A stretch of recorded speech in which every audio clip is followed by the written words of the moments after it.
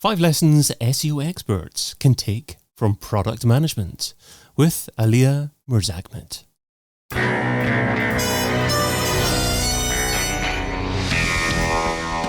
The In Search SEO podcast is brought to you by Similarweb, helping you build better SEO strategies with digital intelligence, insights, and data. Hey, it's David. What can SEOs learn from product management? That's what we're discussing today with a lady who's a self-proclaimed foodie and passionate sports lover. She's known for her organizational skills, her problem-solving skills, and her ability to leverage data-driven insights for strategic decisions. She's the head of product at Pre-Render. A warm welcome to the In Search SEO podcast, Aliyah Mirzakmet. Hi, I'm Aliyah. Hey Aliyah, thanks so much for joining us. Well, you can find Aliyah over at prerender.io. So Aliyah, today you are sharing 5 lessons SEO experts can take from product management, but you didn't want to share the first lesson. You wanted me to guess it. Okay, so... Yeah, I wanted you to guess. Okay, so let's see if I can get anywhere near here. So you've given me the next 4, 2 to 5. So I will guess the first one as being understand who your users are. No, I will give you a hint. So there are 2 words we as a product managers use a lot. And sometimes people, they don't like it, honestly. And I was wondering if you can guess which are those 2 words are. So what do product managers not like? They don't like being distracted. They don't like people coming up to them and asking for reactive things. They like to, I guess, have sprints and focus on one thing for a few weeks in the row. No. No, Those nothing are to do with that. very 2 simple things. So we do say a lot why and no to other people's ideas. So that's why a lot of people, they don't like interacting with product managers a lot, because we start questioning like why you want to build this product or idea, what problems you solve, and etc. So you're saying that SEOs ask product managers why, or is it product managers that ask SEOs why? Product managers ask other people who bring up the ideas, like, why do you want to implement this? Got you. Okay. So if you're wanting to change something from an SEO perspective to hopefully improve rankings, then you better be able to justify it to your product manager. Yes.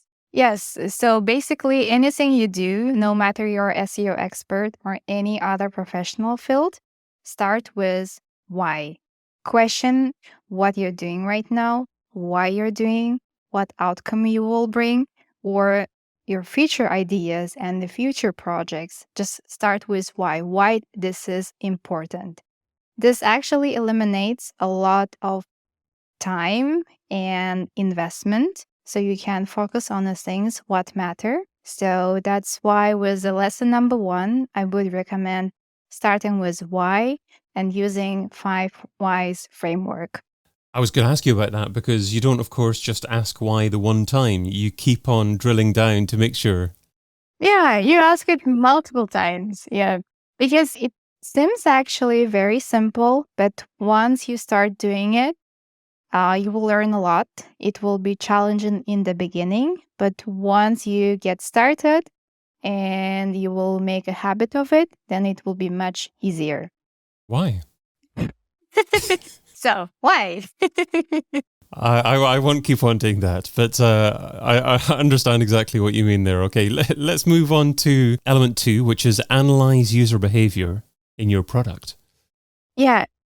So basically, in terms of the data, there is a funnel that starts from the acquisition part when customer finds a product, then it is activation, then it is retention, revenue, and etc.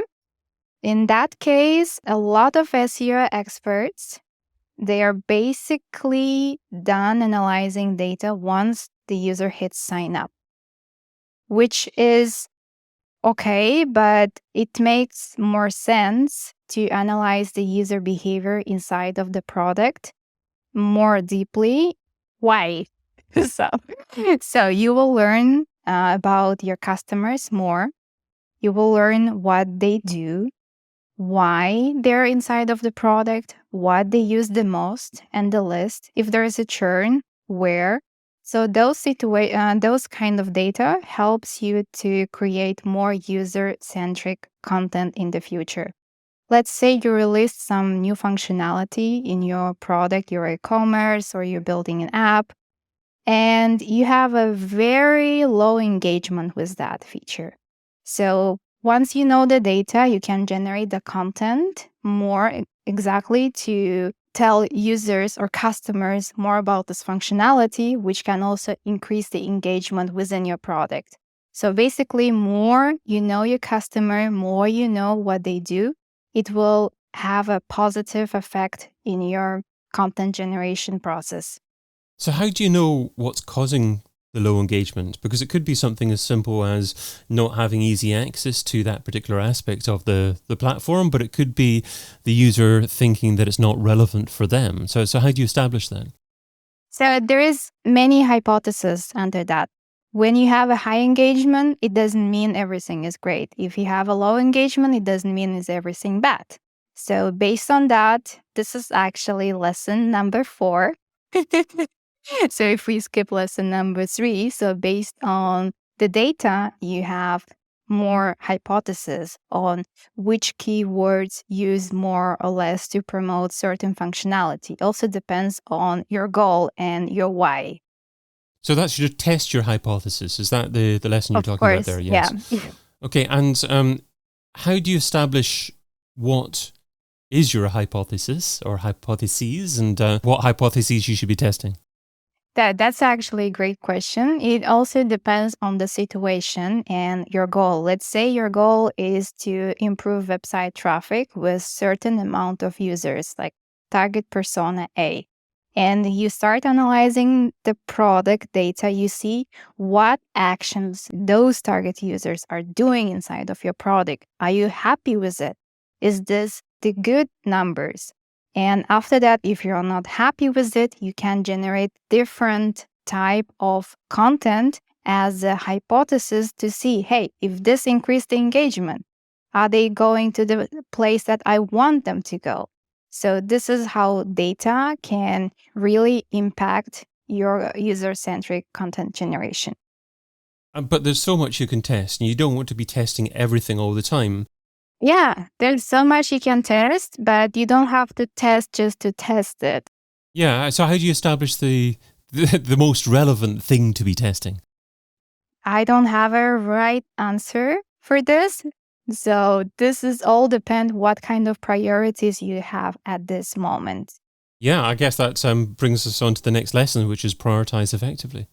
Yes, because once you started with why and you already filtered out the things you don't need to, next you start analyzing your users' data so you know who they are, what they do, which part of the product they are mostly in or less in. You have more clarity on what's things on the table, what is the things I should focus on. And then when it comes to prioritizing, it's not just a list of tasks. It's something you can deliver within shortest amount of time. Let's say on Mondays, you can set a goal, 1 or 2 that you can deliver with yourself or with your team. And will be one thing that matters that you can deliver on Friday and see the outcome of it right away. So this is the prioritization is about. So do you tend to recommend then having something short-term, medium-term, and long-term that you're working on all the time? Yeah. So basically something that it is measurable. So, and it has key items that you delivered. It's like something similar to objectives and key results, but it is prioritized, it is measurable, and it has a right outcome. And how do you measure that you hit the outcome? I mean, I guess product managers are sometimes better than SEOs at projecting the ROI of a particular set of activities. Is that how you should seek to measure how you're performing? And our measurements are different and depends on the goals. For example, if our goal was to improve let's say Net Promoter Score. This is how happy the customer is. And if we set a goal on Monday, hey, let's launch this functionality and let's see on Friday how this affects Net Promoter Score, then could be a quick prioritized goal that we can tackle within a 1 week.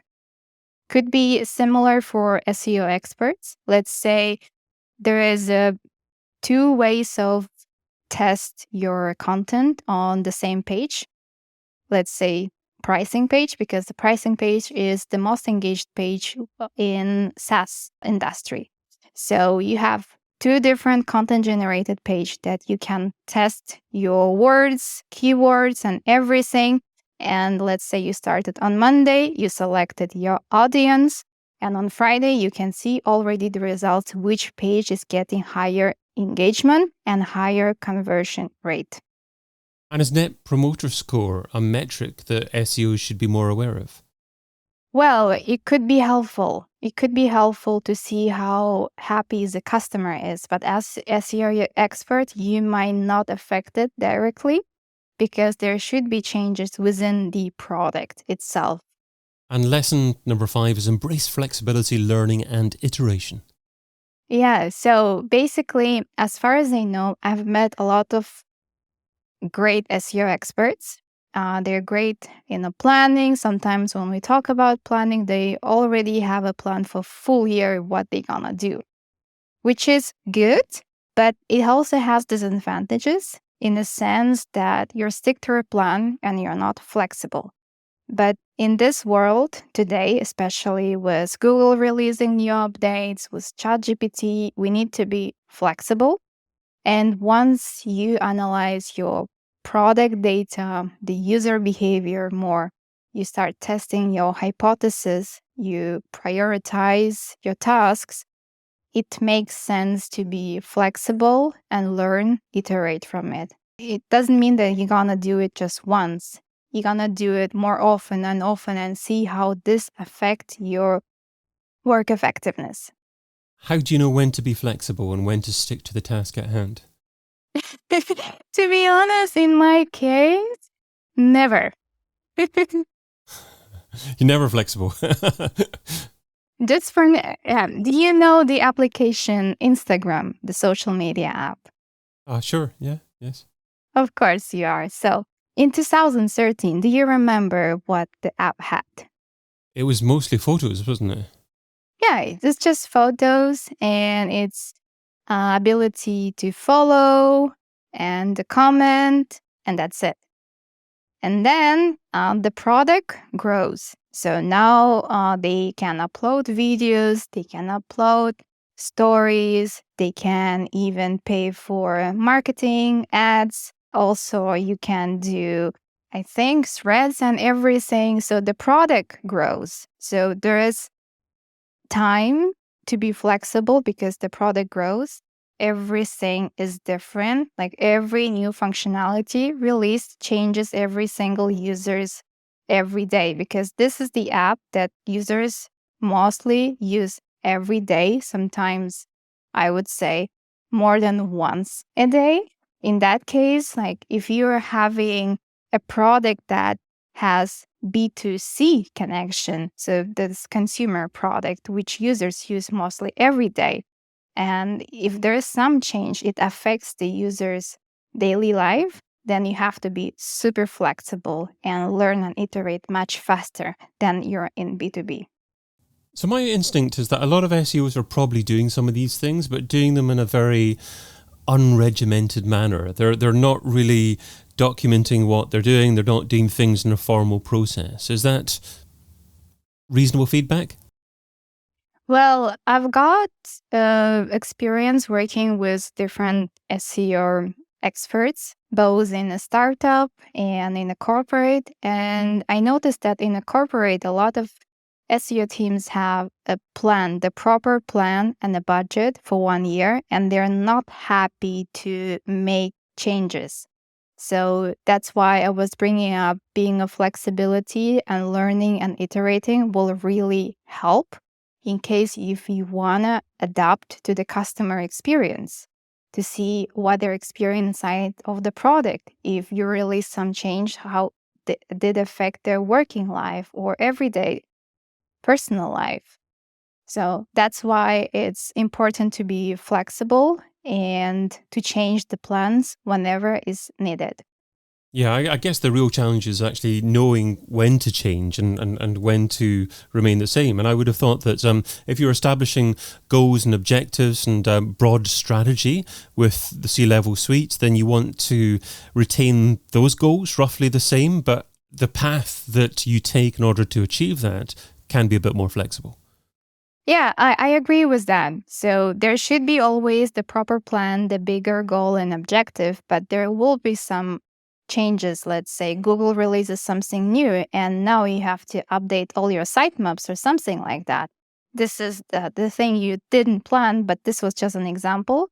So basically, if this kind of situations happen, you have to be flexible to tackle them and stop on the things you're working right now. And yes, priorities also play a crucial role here because some updates might not be as important, so you still need to focus on the things you planned. Let's finish off with the Paro Pickle. So Pareto says that you can get 80% of your results from 20% of your efforts. What's one SEO activity that you would recommend that provides incredible results for modest levels of effort? Well, since I am in JavaScript SEO industry, I would say update your sitemaps as much as possible because Google loves sitemaps and this can really improve your JavaScript SEO rankings. So superb. Very specific advice. Yeah, it's a one-click advice. So it's very easy to do it inside of Google Search Console or inside of ProRender.io. You just upload it and you update it. That's it. I've been your host, David Bain. You can find Aliyah Mirzakmit over at prerender.io. Aliyah, thanks so much for being on the In Search SEO podcast. Thank you. And thank you for listening. Check out all the previous episodes and sign up for a free trial of the Similarweb platform over at similarweb.com.